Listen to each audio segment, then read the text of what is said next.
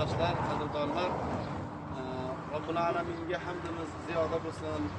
Bunday tinchlik, osoyishtalik bag'rida mana aziz xalqimiz osoyishtalik, farovonlikda mana shunday bir go'zal diyorimiz Xorazm viloyati, mana aziz tumanimiz Hazorasp tumanida tadbirkorlarga yaratilgan imkoniyat, sharoitlardan bir unumli foydalanib, mana shu tadbirkorlarimiz xalqimizga xizmat qilish, xalqimizga qulay sharoitlar yaratish maqsadida shunday bir faoliyat turlarini yanada ziyoda bir taqdim qilyaptilar. Alloh taolo bu boshlatilgan ishlarga Alloh taolo o'zi rivoj bersin.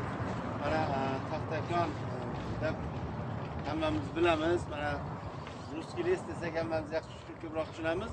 Mana viloyatdan rahbarlari kelgan, bizni tumanimizda vakillari Nodirbek do'stimiz, birodarimiz. Maqsad nima? Maqsad shu yurtdagi tinchlikni qadrini yetib, shukr qilib, xalqimizga chiroyli xizmat qilish, chiroyli bir inshaalloh taolo shukronalik bilan, do'stlik, birodarlik bilan yurt tinchligini azizlar butun dunyoni ko'rib turibmiz. Tinchlikdek ulug' ne'matni qadri qanchalik ekanligini.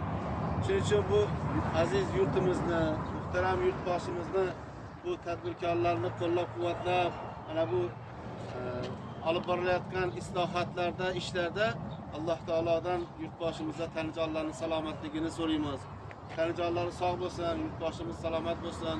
Aziz xalqimiz birgalikda, og'izbirchilikda ana shunday bir go'zal bir inshootlar ochilishi, katta savdo majmualari ochilishi qilib, Hazorasp tumanimizda ham bundanda yanada salmoqli bir inshaalloh taolo faoliyatlar ziyoda bo'lishini Alloh taolodan so'rab qolamiz.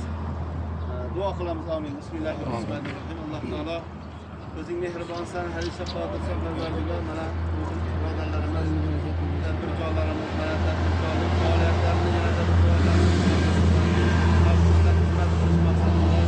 hamisha doim xayrda ham, yaxshilikda ham, ehsonda ham bir tomonda turib, xalqimizga xizmat qilib kelyaptilar.